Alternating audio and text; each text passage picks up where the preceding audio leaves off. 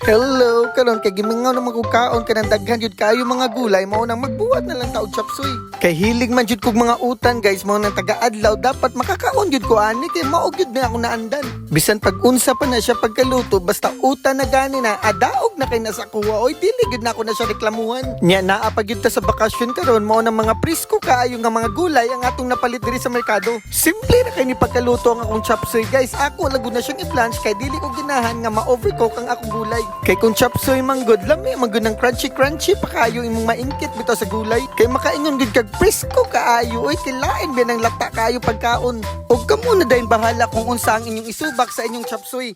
Kay naaman ko'y hipon gamay diri mo nang iapilan lang po nato. Og kanang the best gid kayo sa pangchapsuy dapat nakay atay sa manok. Pero samtang galuto day ko ana guys, nahutdan pa gyud mi gasol mao nang naputol na no video oy.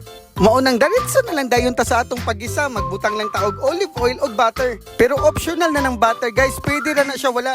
Gisahon lang nato na ang ahos, taman mo gawas iyang kahumot ug isunod na pud nato ang sibuyas.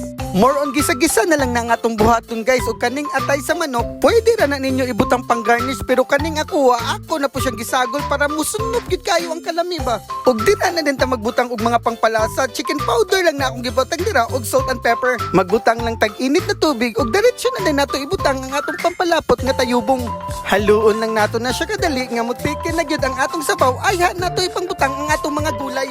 Kay luto naman na siya ang atong mga gahion nga gulay mao nang diretso na dahil na siya glunod ang uban pang mga gulay nga humok.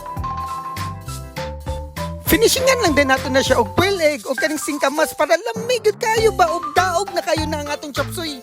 Tura ay mao na din na siya tong special nga chapsuy para sa atong paniud to. Grabe kalamihan na oy.